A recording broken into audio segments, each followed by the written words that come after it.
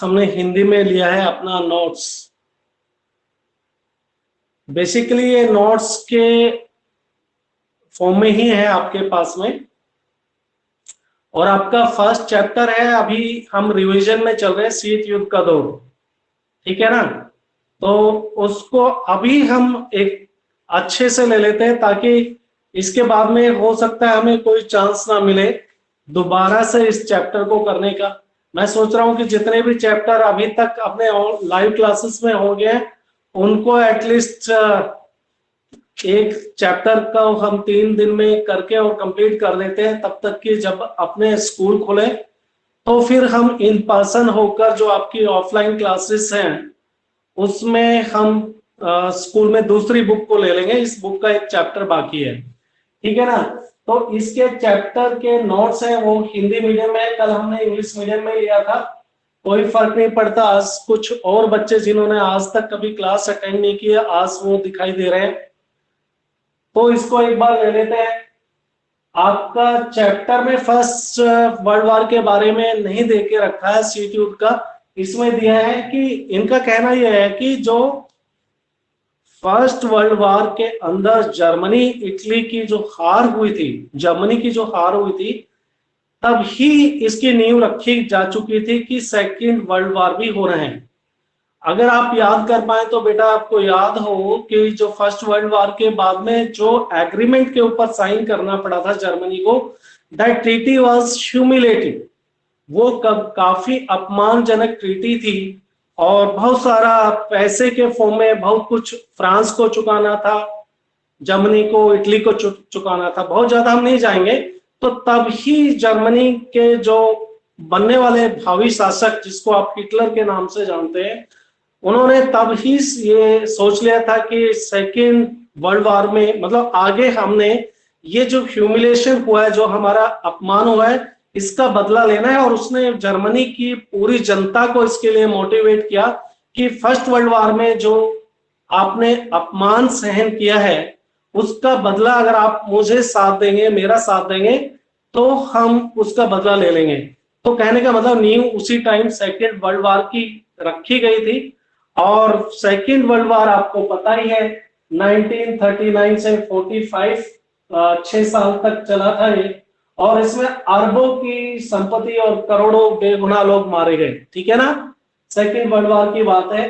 और करीब, क्योंकि आपकी बुक में नहीं है, बहुत ज्यादा आपको याद रखने की जरूरत नहीं है, इस युद्ध में करीब 76 देशों ने भाग लिया और संपूर्ण विश्व 2 भागों में बट गया।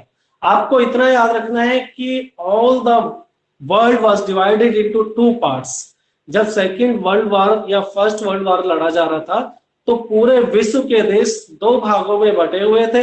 एक तरफ तो आपके देश थे जिसके अंदर आपका मित्र राष्ट्र के नाम से आप जानते हो, अलायंस पावर के नाम से जानते हो, जिसमें अमेरिका जिसको लीड कर रहा था। अमेरिका इनफैक्ट बाद में जुड़ा, अमेरिका, यूएसएसआर, फ्रांस, ब्रिटेन और चाइना भी उनके साथ था।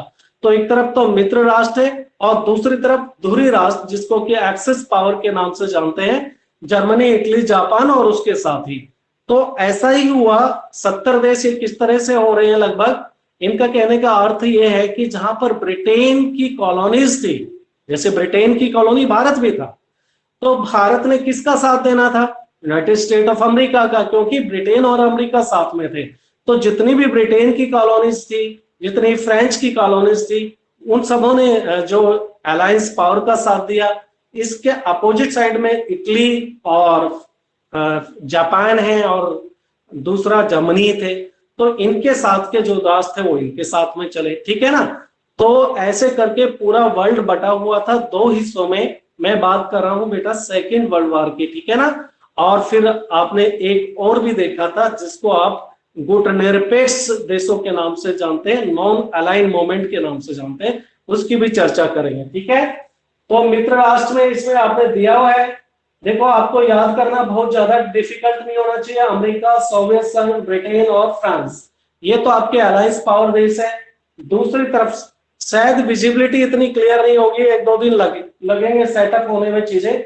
दूसरी तरफ है जर्मनी, जापान और इटली, ठीक है ना। इनको ध्रुवी राष्ट्र बोला गया। तो ये आपको पता ही है कि सेकेंड वर्ल्ड वॉर 45 कल वाला है, सारा चीज सब कुछ वही रिवाइज कर रहा हूं, क्योंकि बहुत सारे जो बच्चे आज दिखाई दे रहे हैं, 2-3 इनफेक्ट मैं देख पा रहा हूं जो कल नहीं थे। तो सेकेंड वर्ल्ड वॉर का खत्म होना, आपको पता है कि जापान के जो 2 बड़े शहर हैं, नागासाकी और हिरोशिमा, इनके ऊपर अमेरिका के द्वारा बमबारी की गई थी, न्यूक्लियर बम बरसाए गए, और उनसे जो विनाश हुआ उसके बाद में जापान ने भी सरेंडर कर दिया। ठीक है ना। जर्मनी और इटली जो कि धुरी राष्ट्र थे, वो भाई पहले ही अपनी हार मान चुके थे, बोल दिया कि हम हार गए हैं। उनको काफी अरबों का नुकसान हो चुका था, ह्यूमन की लॉस हो चुका था, मानव उनके मारे जा चुके थे। सिर्फ जापान था जो कि आपको पता है एशिया का देश है, वो लड़े जा रहा था, और इतना जरूरी भी नहीं था। ऐसा कल भी हमने डिस्कस किया था कि जापान के ऊपर कोई न्यूक्लियर बम गिराया जाए, इसकी कोई आवश्यकता भी नहीं थी। पूरे जो एक्सपर्ट्स हैं वो डिवाइड है, कुछ कह रहे हैं कि आवश्यक नहीं था, इसलिए आवश्यक नहीं था कि जर्मनी और इटली तो हार मान ही चुके थे और जापान भी सरेंडर करने वाला था, तो इसलिए भी ये नहीं किया जाना चाहिए था। जबकि जो दूसरे एक्सपर्ट्स हैं, उनका जो अमेरिका के फेवर वाले हैं, उन एक्सपर्ट्स का ये कहना है बेटा कि अगर अमेरिका जापान के ऊपर न्यूक्लियर हथियारों से आक्रमण नहीं करता तो हो सकता है ये कुछ और महीने चल जाता। तो उसके लिए जरूरी था कि ये युद्ध को जल्दी समाप्त करने के लिए, जो काफी सालों तक चल चुका था, तो उसमें हथियार गिराकर अब परास्त करना जरूरी था। यहां तक आपको समझ में आ गया? मैसेज करने की आदत डाल दीजिए ताकि तुरंत हम आगे बढ़े कि किस तरह से सेकेंड वर्ल्ड वॉर, और सेकेंड वर्ल्ड वॉर के अंदर कैसे डिवाइड थे कंट्रीज, और किसको कौन लीड कर रहा था, और सेकेंड वर्ल्ड वॉर की समाप्ति कैसे हुई। 10 बच्चे हैं तो 10 ही मैसेज मेरे पास में आना चाहिए। और जब आप मैसेज कर रहे हो तो ये भी सोचो कि मैं आपसे पूछ भी लूंगा क्वेश्चंस, फिर उस टाइम में दौड़ना नहीं है, एकदम आपने बताना है। ठीक है ना, एकदम याद रखना है बेटा। अब हम देख लेते हैं कि द्वितीय विश्व युद्ध के कारण क्या थे। हालांकि अपने सिलेबस का पार्ट नहीं है, लेकिन जब तक आपका बैकग्राउंड क्लियर नहीं होगा, आपको आगे चीजें समझ में नहीं आएगा, तो आप समझ पाओगे। मैं आपको बता भी चुका हूं कि द्वितीय विश्व युद्ध के कारण क्या है कि मित्र राष्ट्रों ने पहले विश्व युद्ध में जर्मनी के साथ बुरा व्यवहार किया, जिस वजह से जर्मनी बदला लेने के लिए आतुर था, और जर्मनी में हिटलर और इटली में मुसोलिनी ने सत्ता पर आकर दूसरे विश्व युद्ध का बीज बो दिया।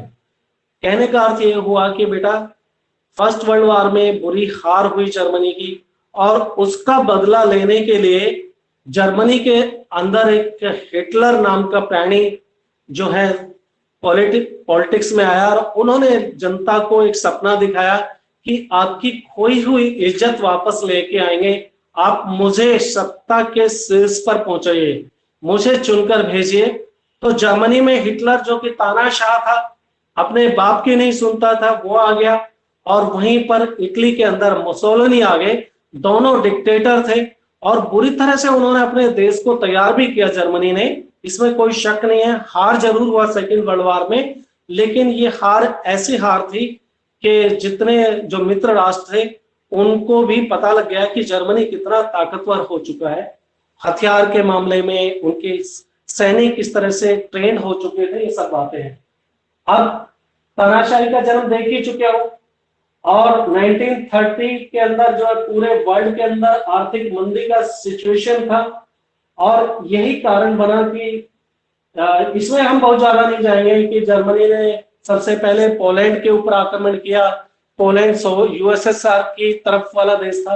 ये आपको अगर आपने फर्स्ट वर्ल्ड वॉर और सेकेंड वर्ल्ड वॉर को कवर किया है तो आप जान गए होंगे। ठीक है ना। अब हम बात कर लेते हैं जहां से मैं आपको बता रहा था कि अमेरिका ने 1945 में जापान के 2 शहर हिरोशिमा और नागासाकी पर 2 परमाणु बम गिराए। दोनों बमों की क्षमता से हमको कुछ लेना देना नहीं है। नाम याद रख सकते हो कि लिटिल बॉय या फैट मैन के नाम से जाना जाता था। अमेरिका द्वारा बम गिराए जाने का कुछ विद्वानों द्वारा समर्थन किया, अन्य ने विरोध किया। ये भी मैं आपको बता चुका हूं कि जो वर्ल्ड के जो एक्सपर्ट्स थे उनमें से कुछ विद्वानों का कहना था कि भाई ये बम गिराना नाजायज है, नहीं गिराना चाहिए था, ये तो युद्ध खत्म ही होने वाला है। दूसरी तरफ थे कि नहीं, जितना जल्दी किया अच्छी बात है, ठीक है ना। तो ये आलोचक भी थे, वो बोल रहे थे कि बम गिराना जरूरी नहीं था क्योंकि जापान हार मानने वाला ही था, राइट। और जो अमेरिका के फेवर वाले बोल रहे थे कि जितना ज्यादा युद्ध लंबा चलेगा उससे ज्यादा हानि होती, तो हमने एक बार में ही कमाल कर डाले, जल्दी से खत्म कर दिया। ये अमेरिका के फेवर वाले थे। अब द्वितीय विश्व युद्ध के परिणाम क्या हुए आपके चैप्टर का पार्ट नहीं है, आपको जानने की जरूरत नहीं है, फिर भी आप जान लीजिए। आपको ये पता होना चाहिए कि सेकेंड वर्ल्ड वॉर के बाद में अमेरिका एक ताकतवर देश उभर के निकला, ये आपको याद रखना चाहिए। और इसका बेटा कारण आपको पता होना चाहिए, क्योंकि अमेरिका ने फर्स्ट वर्ल्ड वॉर हो या सेकेंड वर्ल्ड वॉर हो, दोनों वर्ल्ड वॉर में बाद में ही ज्वाइन किया था, ठीक है ना, लास्ट में एकदम। सेकेंड वर्ल्ड वॉर में तो 17 में ही ज्वाइन किया था, ऐसे ही सेकेंड फर्स्ट वर्ल्ड वॉर में, ऐसे ही सेकेंड वर्ल्ड वॉर में। तो उसको उतना मतलब आप कह सकते हो कि पैसे के हिसाब से लॉस नहीं हुआ भाई। जितना जो देर से युद्ध के अंदर इन्वॉल्व हुआ उतने पैसे और उतने सैनिकों को बचा गया आपने, ठीक है ना, ये बात तो फैक्ट है। युद्ध में आप पहले से आ गए तो आपके उतने ही हथियार, गोला बारूद, आपके सैनिक मारे जाएंगे, तो अमेरिका को ये बेनिफिट मिला। फिर 1929 का जो डिफ्लेशन है, आर्थिक मंदी है, उसको भी भूलना नहीं है, ठीक है ना। आर्थिक मंदी का असर पूरे विश्व में देखा गया और अमेरिका को इस आर्थिक मंदी का फायदा हुआ, क्योंकि सभी देशों की हालत युद्ध के कारण से खराब हो चुकी थी। फाइनेंशियली मैं बात कर रहा हूं, पैसे के मामले में। और ब्रिटेन हो, फ्रांस हो और कई सारे देश हैं, अमेरिका से उन्होंने लोन लिया, तो अमेरिका ने लोन के इंटरेस्ट के ऊपर पैसा कमाया। ये आपको ध्यान रखना है कि वर्ल्ड वार के अंदर अमेरिका मतलब फायदे में ही रहा, उसके लिए जो वर्ल्ड वार है वो फायदे का सौदा रहा, और उसी के बाद में वो एक ताकतवर देश भी उभर के निकला, ठीक है। सॉरी। तो जनधन की अत्यधिक हानि हुई। अमेरिका सोवियत संघ का शक्ति के रूप में उदय हुआ। सेकेंड वर्ल्ड वॉर के बाद में दो ही ताकतवर देश निकले, कई बार हम बात कर चुके हैं, एक तरफ तो यूनाइटेड स्टेट ऑफ अमेरिका, दूसरी तरफ सोवियत रूस है। और साम्यवादी संयुक्त राष्ट्र संघ की स्थापना भी हुई। उससे पहले आपको पता है बेटा कौन सा था संयुक्त राष्ट्र संघ, किसका प्रीडिसेसर था? संयुक्त राष्ट्र संघ से पहले कौन सी ऐसी इंटरनेशनल इंस्टीट्यूशन थी जो संयुक्त राष्ट्र संघ जैसे काम कर रही थी? बताइए, कर चुके हो आप? अरे बताओ।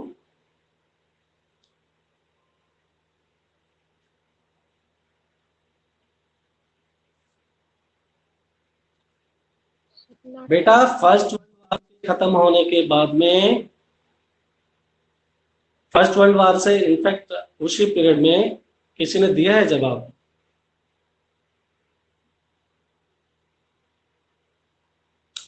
लीग ऑफ नेशंस, क्या नाम था? लीग ऑफ नेशंस, यानी कि यूनाइटेड स्टेट जो यूएन है, यूनाइटेड नेशन, संयुक्त राष्ट्र बाद में बना है, उससे पहले लीग ऑफ नेशंस था।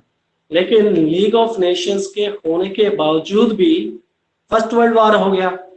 तो इसका मतलब यह है लीग ऑफ नेशंस बनाई इसलिए था शांति कायम करने के लिए, और शांति कायम तो हुई नहीं क्योंकि फर्स्ट वर्ल्ड वॉर हो गया। तो इसका मतलब यह है लीग ऑफ नेशंस अपने दायित्व में, अपनी रेस्पॉन्सिबिलिटी में फेल हो गया। तो रेस्पॉन्सिबिलिटी में फेल हो गया, तो इस वजह से हमने लीग ऑफ नेशंस की जगह संयुक्त राष्ट्र संघ बनाया। ठीक है, क्लियर हो गया? बताइए संयुक्त राष्ट्र संघ क्यों बनाया, बताइए मैसेज में।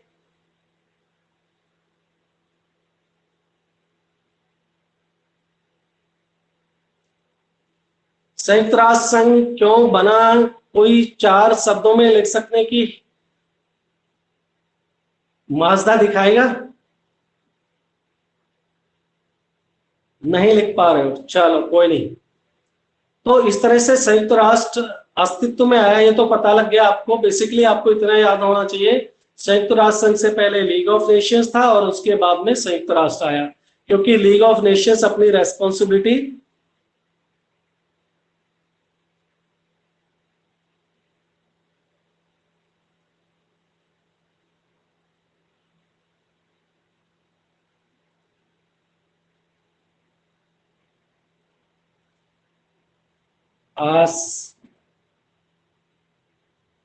बेटा यस, ठीक है, करेक्ट करेक्ट, कि लीग ऑफ नेशंस होने के बावजूद भी फर्स्ट वर्ल्ड वॉर के बाद में आपका लीग ऑफ नेशंस बना, और उसके बावजूद लीग ऑफ नेशंस के बनने के बावजूद, करेक्ट कर लीजिए, फिर दोबारा से कुछ बच्चों ने कहा है और उसमें करेक्शंस भी है कि फर्स्ट वर्ल्ड वॉर लड़ा गया, उसके बाद लीग ऑफ नेशंस अस्तित्व में आया, और लीग ऑफ नेशंस के अस्तित्व में आने के बाद में भी सेकेंड वर्ल्ड वॉर हो गया, ठीक है ना।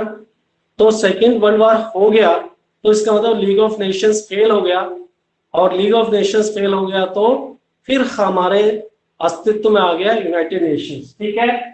अब हम आगे आपका लेने वाले हैं कि शीत युद्ध के बारे में, कि कोल्ड वॉर है क्या।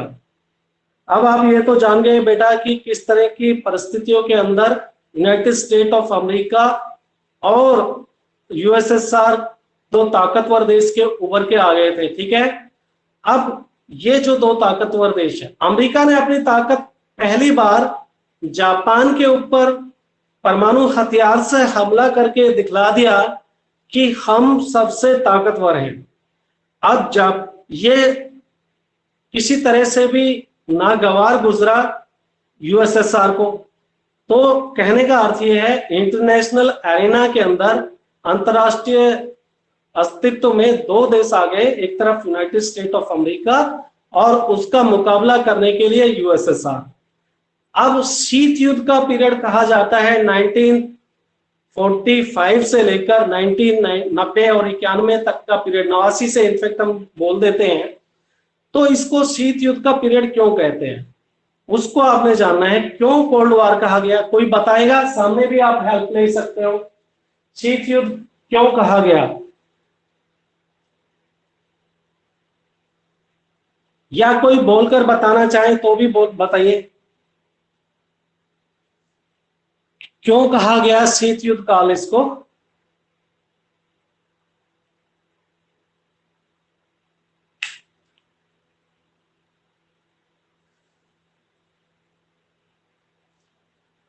अरे बोलो बेटा। 1945 एंड ऑनवर्ड्स 1989 तक के पीरियड को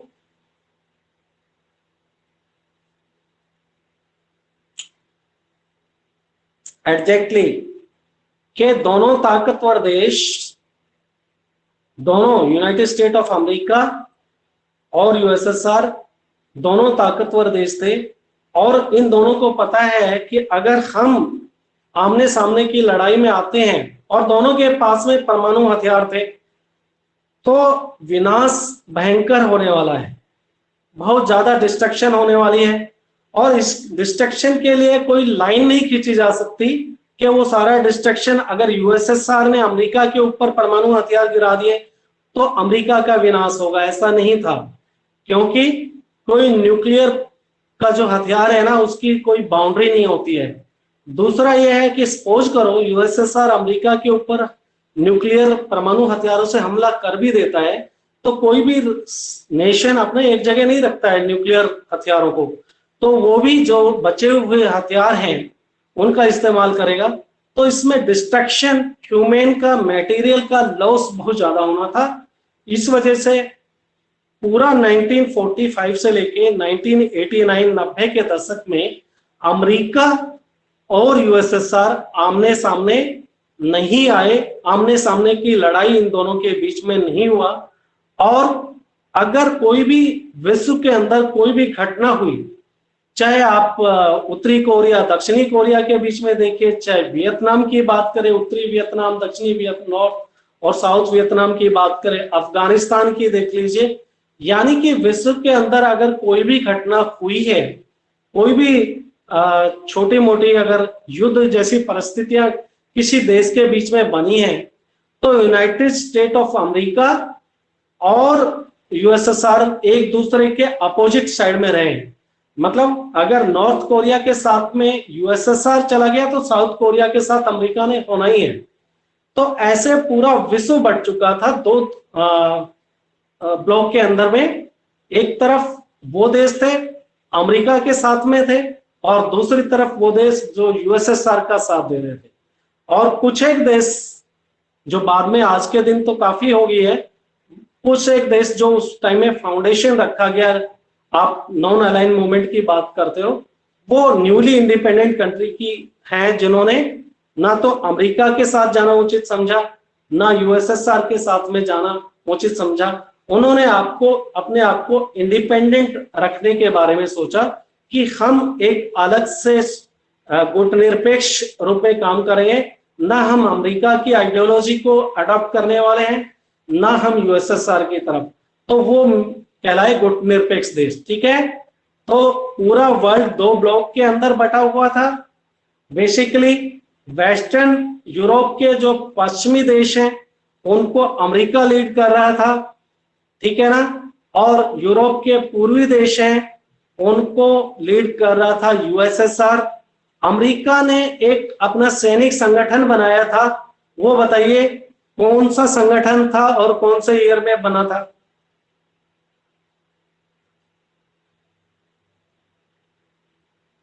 बताइए जल्दी। 1949। बताइए, नाम बताइए कौन सा?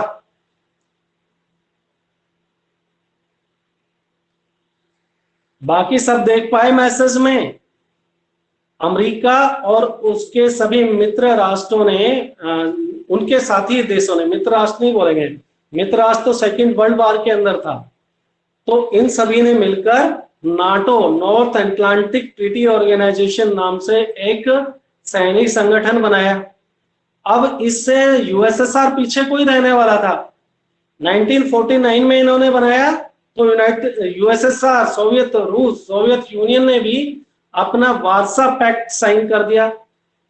तो सोवियत रूस के साथ में जो बाकी उसके सैटेलाइट कंट्री है वो उसके साथ में आ गए, वार्सा पैक्ट से बंध गए।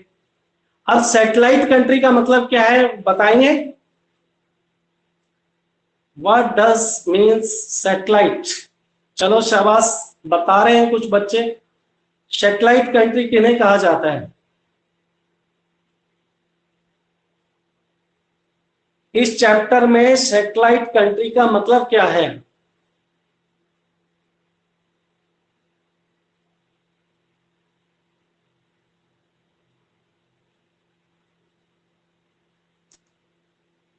ढूंढना नहीं है, गूगल पे नहीं ढूंढना है।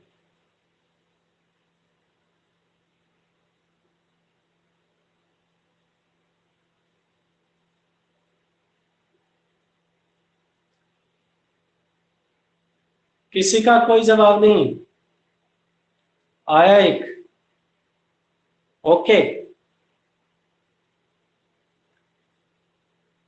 ठीक है, नाटो कर लीजिए उसको।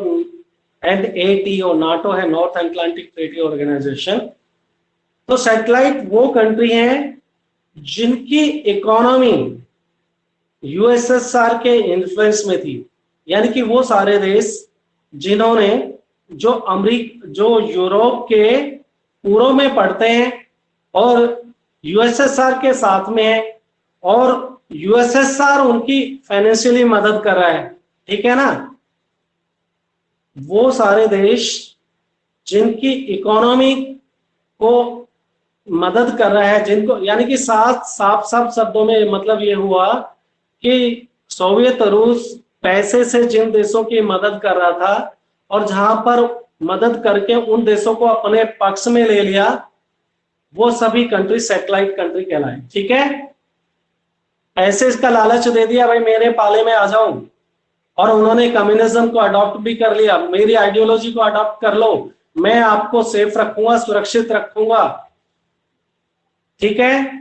तो नाटो की पॉलिसी क्या थी एक बार बताइए? नाटो की किस पॉलिसी के ऊपर नाटो काम कर रहा था? जो 1949 में नाटो बना था उसकी पॉलिसी क्या थी?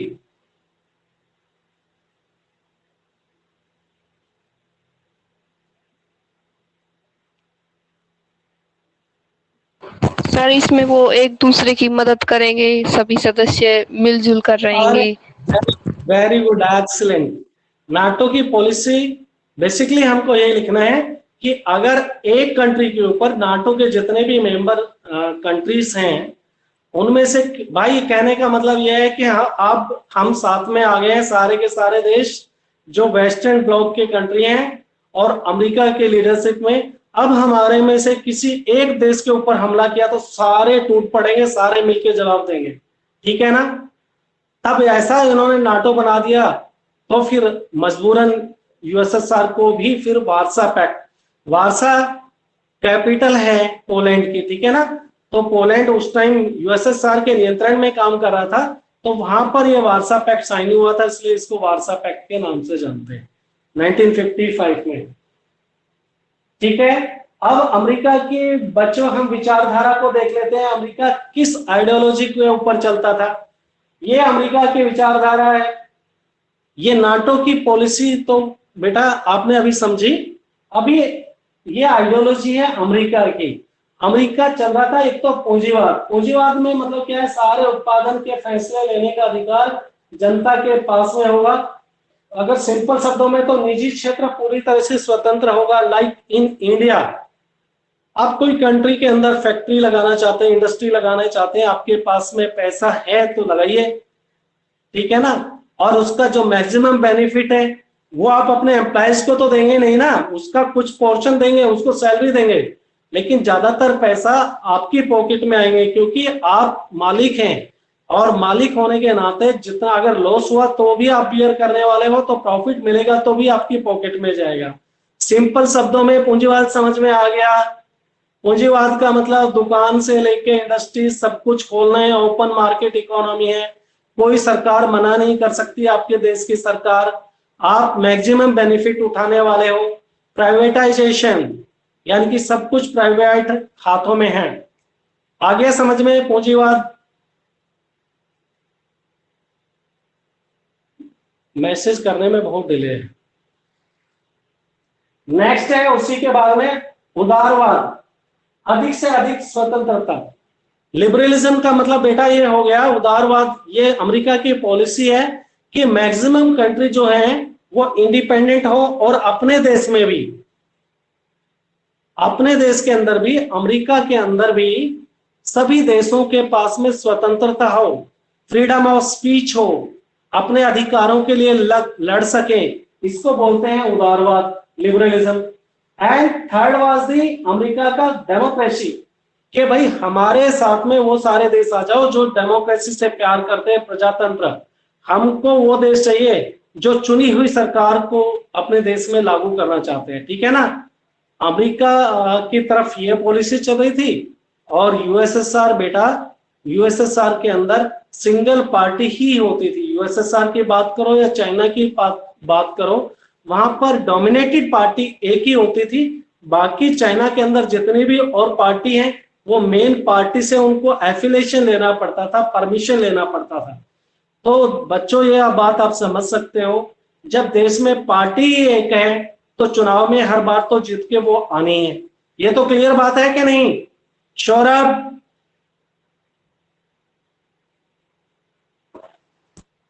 सौरभ भाग गया,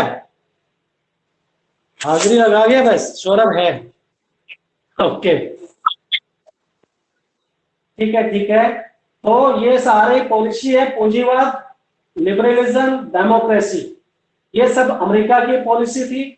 और ये सोवियत संघ की पॉलिसी है। अरे आप देख पा रहे हो कि नहीं? इसके ऊपर मॉनिटर पे बेटा दिखाई दे रहा है कि नहीं? पहले सही बता दो ईमानदारी से। इतना अच्छा नहीं दिखाई दे रहा होगा। आज कुछ प्रॉब्लम है, एक दो दिन में ठीक हो जाएगा। ओके, तो सोवियत रूस के पास में क्या था? समाजवाद के ऊपर चल रहा था। इस व्यवस्था में एक देश के सभी उत्पादन संबंधित फैसले लेने का अधिकार मुख्य रूप से सरकार के हाथ में, यानी कि रिसोर्सेस जो हैं पूरे इंडस्ट्री लगाएगी तो सरकार लगाएगी, कम्युनिस्ट कंट्री की मैं बात कर रहा हूं। और जितने भी रिसोर्सेस हैं, जमीन है, उसके ऊपर ऑनरशिप सरकार के हाथ में होगी, ठीक है। दूसरी तरफ अमेरिका सब कुछ प्राइवेट, यानी कि आप लोगों के पास में, अमेरिका यूएसएसआर के अंदर सब कुछ सरकार के हाथ में। आप सिंपल शब्दों में यही है। और कम्युनिज्म का फायदा यह है कि यहाँ पर कोई ज्यादा अमीर नहीं बन सकता और ज्यादा गरीब नहीं होगा, यानी कि जो लेवल है सभी लोगों का लगभग मोर और लेस समान होने वाला है, क्योंकि सरकार के पास ही रिसोर्सेज के ऊपर कंट्रोल है। सरकार जो भी पैसा आएगा सबके लिए वेलफेयर की स्कीम्स लेके आएगी, सबके लिए एजुकेशन की अपॉर्चुनिटी एक जैसी होगी, स्कूल्स होंगे तो उसमें सब पढ़ पाएंगे, ठीक है ना। ऐसे हेल्थ की फैसिलिटी सबके लिए बराबर होंगे, किसी को मैदानता और ये बड़ी बड़ी मैक्स और कितनी बड़ी अस्पताल जाने के लिए नहीं, सबके लिए बराबर सारी अपॉर्चुनिटी मिलने वाली थी। कहाँ की बात कर रहा हूं, लास्ट में कहाँ की बात कर रहा हूं, समानता। वेस वेरी गुड। कहां पर होने वाली है ये समानता, कौन से देश की आइडियोलॉजी थी बताइए। अरे तुम लोग घर पे प्रैक्टिस कर लो मैसेज डालने की, ठीक है ना, नहीं तो पूछना तुम ही लोगों से शुरू करूंगा जो ये चुप बैठे हैं। सोवियत संघ की सर। की पॉलिसी, राइट। तो साम्यवादी व्यवस्था में सब लोग समान होने वाले हैं और समाज के अंदर सभी को इक्वल बेनिफिट मिलने वाला है, राइट। अब हम पढ़ते हैं कि शीत युद्ध तृतीय थर्ड वर्ल्ड वॉर में क्यों नहीं बदला। कल हमने बात किया था, यहां तक कल हो चुका था, शायद कशिश को याद भी होगा और जो भी बच्चे तन्नू ये बाकी और भी थे उनको याद होगा। कल हम यहाँ पहुंचे थे तो ये न्यूक्लियर डिटरेंस की बात करें, जब अपरोध लिखते हैं तो डिटरेंस का मतलब यह है जब दो ताकतवर हो, भाई मान लो कि मैदान है, कुश्ती की लड़ाई है और मैदान के अंदर दो पहलवान हैं, दोनों बराबर ताकतवर हैं, तो नुकसान होने की संभावना है, मतलब ये रहेगा कि दोनों ताकतवर हैं तो लड़ाई होगी नहीं। यहां पर इसका अर्थ यही है, क्योंकि उनको पता है कि मेरे पास न्यूक्लियर जखीरा है, हथियार है, मेरे पास वेपन्स ऑफ मास डिस्ट्रक्शन है, बर्बादी एक साथ में ज्यादा कर सकता हूं, तो मेरे अपोजिट वाले दुश्मन देश के पास में भी है। तो ऐसा जब होता है उसको हम अपरोध बोलते हैं। और अपरोध में होगा क्या, तो फिर कोई लड़ाई होने की पॉसिबिलिटी नहीं होती है, ठीक है। अपरोध का मतलब समझ गया, जब दो दुश्मन देश बराबर हो, इस मामले में हथियार बराबर हो, फाइनेंशियल पोजीशन उनकी बराबर हो, तो इस तरह की कंडीशंस में आमने सामने की लड़ाई नहीं होगी, तो इसको हम अपरोध के नाम से या डिटरेंस के नाम से जानते हैं। अरे समझ में आ गया बच्चों अपरोध क्या है। अब 10 ही बचे हैं, बहुत ही क्या बोला जाए इनको। फिर एक ही होगा कि सर हमारा तो नेटवर्क चला जाता है, क्या करें सर। नेटवर्क का सबसे ईश्वर ने ऐसा एक्सक्यूज दे दिया कि कुछ एक्सक्यूज नहीं मिला तो नेटवर्क के ऊपर जितनी झूठ बोलनी है बोल जाओ, सब माफ हो जाएगी, है ना। चलो अपरोध अगर समझ गए हैं तो हम समझते हैं अब पूरा का पूरा विश्व, जब हम दो आपस में लड़ नहीं सकते, तो आपने गांवों के अंदर भी देखा होगा, पूरा गांव कभी कभी दो ताकतवर गुट है गांव के अंदर, तो पूरा गांव दोनों गुट में बढ़ जाता है, कुछ एक गुट को ज्वाइन कर लेते हैं, कुछ दूसरे गुट की तरफ। यानी कि गांव के अंदर भाई दो मान लो कि अच्छे ताकतवर लोग हैं। अब ताकतवर का मतलब उनके पास मैन पावर ज्यादा है, लोग उनके परिवार में ज्यादा है, हो सकता है हथियार भी हो, पैसे भी हो, तो ये एक गुट बन गया। दूसरी तरफ इनके मुकाबले का एक गुट है, तो पूरा गांव दो गुटों में बट गया। अब जब भी कुछ ऐसी परिस्थितियां बनेगी तो बोलेंगे भाई मेरे साथ में तो ये सारे लोग हैं। तो यही कंडीशन वर्ल्ड लेवल पे भी बनी थी जब हम 1945 एंड ऑनवर्ड्स की बात करते हैं, ठीक है। पूरा विश्व के कंट्री दो गुटों में बटे हुए थे। अगर यूरोप की बात करें तो यूरोप के पश्चिम के देश है मेरा बेटा, वो पूरे के पूरे देश को जो नेतृत्व दे रहा था वो अमेरिका दे रहा था और पूर्व के देशों को यूएसएसआर दे रहा था। तो यानी कि अब बाकी देशों के ऊपर भी यूरोप से बाहर, ठीक है ना। एशिया के अंदर जितनी ब्रिटेन की कॉलोनी है वो भाई हमारे साथ आ जाओ। किसके साथ आ जाओ? अमेरिका बोल रहा है हमारी तरफ आ जाओ, ब्रिटेन बोल रहा है इसी पाले में आ जाओ। तो यानी कि दूसरी तरफ यूएसएसआर की तरफ से भी प्रेशर था। आपने आसियान पढ़ा है, तब भी आपने पढ़ा होगा, अगर आप याद कर रहे हो, आसियान के देशों के ऊपर ये भी दबाव था कि किसी एक गुट को ज्वाइन करने के लिए। याद आ रहा है कि नहीं? आसियान में कितने देश है बताइए, चलो आपकी याददाश्त देख लेते हैं। आसियान के कितने देश हैं? फास्ट।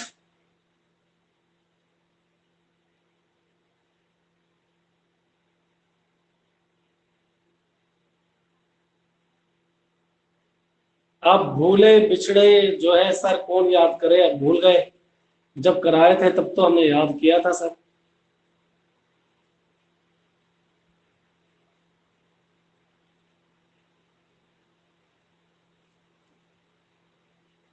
खबर लेने वाला हूं आप लोगों की। आसियान के अंदर 10 देश है, ठीक है ना। Association of south east Asia, south east Asia दक्षिण पूर्व एशिया के देश हैं, ठीक है, आसियान। और शार्क में कितने देश हैं बताइए? शार्क, शार्क में कितने देश हैं आपके आस पड़ोस में? भारत और उसके पड़ोसी बॉर्डरिंग या नेबरिंग कंट्रीज जो शार्क के देश हैं।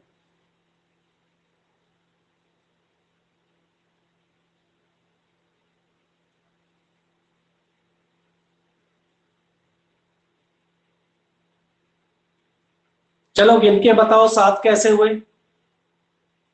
गिनो गिनो, नीचे से गिनना शुरू करो। इंडिया के वेस्ट साइड में मालदीव है, इस साइड में श्रीलंका है, फिर ऊपर की तरफ चले जाइए पाकिस्तान है, पाकिस्तान के साथ में और लीजिए, फिर पाकिस्तान के बाद में नेपाल है, बांग्लादेश है, भूटान है। गिन लिए क्या पूरे? गिन लिए? कोई बताएगा 7 देशों के नाम बताएगा? 7 है या 8 है बोलो? 7 है या 8 कंट्री है? मेरे को देख के बताइए, इसमें 8 देश है या 7 है? ठीक है ना, गिनती कर लेना ढंग से। तो अब हम बात करते हैं कि पूरा विश्व 2 गुटों में बंट चुका था। दोनों गुट के बारे में आपको पता लग गया। वेस्टर्न ब्लॉक को लीडरशिप दे रहा था America, United state of America. Eastern block को यूएसएसआर। अब इससे आगे, अब भाई हमें कहा कि जो बाकी देश थे, छोटे देश हैं, उन्होंने बड़े देशों को ज्वाइन किया। बस यहीं पे खत्म कर देंगे, लास्ट है आपका। तो छोटे देशों को क्या फायदा था बड़े देशों, बड़े गुट को ज्वाइन करने के लिए? सपोज करो कुछ देश ज्वाइन करते हैं वेस्टर्न ब्लॉक को, अमेरिका वाले ब्लॉक को, तो उनको क्या फायदा होने वाला था? छोटे देशों को। और बड़े देश, अमेरिका जैसा इतना बड़ा देश है, तो उसको छोटे देशों को ज्वाइन करा के क्या फायदा होना था? मैंने कहा ना कि जो अमेरिका कोशिश कर रहा था अपने जो पाले में और देशों को मिलाने की, तो क्यों मिलाना चाहता था? अमेरिका को क्या फायदा होने वाला था? और जो छोटे देश ज्वाइन कर रहे थे अमेरिका को, उन छोटे देशों को क्या फायदा होने वाला था? चलो शाबाश, ये लास्ट क्वेश्चन है, इसका जवाब दीजिए।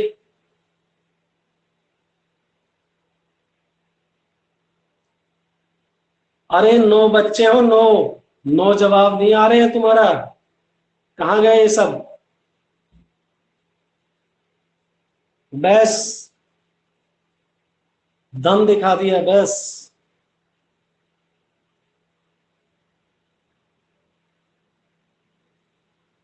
तीन याद ही नहीं है।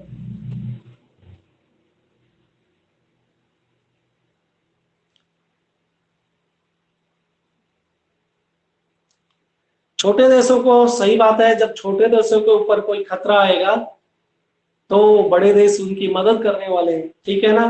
साथ में फाइनेंशियली मदद करने वाले हैं, दो तरह से, इन टर्म्स ऑफ मिलिट्री और इन टर्म्स ऑफ फाइनेंस, दोनों तरह की मदद। और बड़े देशों को क्या होगा? मान लो कि अमेरिका को आज चाइना के ऊपर हमला कर रहा है और अमेरिका के गुट में इंडिया है, तो फायदा हो गया ना। क्योंकि चाइना से इंडिया बिल्कुल पड़ोस में है, तो चाइना हमारे इंटेलिजेंस, हमारे यहाँ पर कुछ ऐसे नेटवर्क लगा सकता है जो चाइना के ऊपर पूरा रेडार रखा जा सकता है, ठीक है ना। चाइना के ऊपर यहाँ से आक्रमण किया जा सकता है। और चाइना मतलब दूसरा हो गया, तीसरा यहाँ के रिसोर्सेज का इस्तेमाल कर सकता है।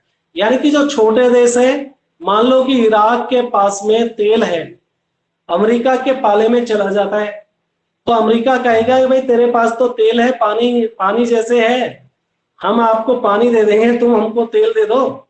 यानी कि जो फ्यूल है उसके कम कॉस्ट के ऊपर मिलेगा उसको रिसोर्सेज, ठीक है ना। चलो इसी के साथ में आज का क्लास खत्म करते हैं, यहीं पर खत्म करते हैं, फिर कल मिलेंगे।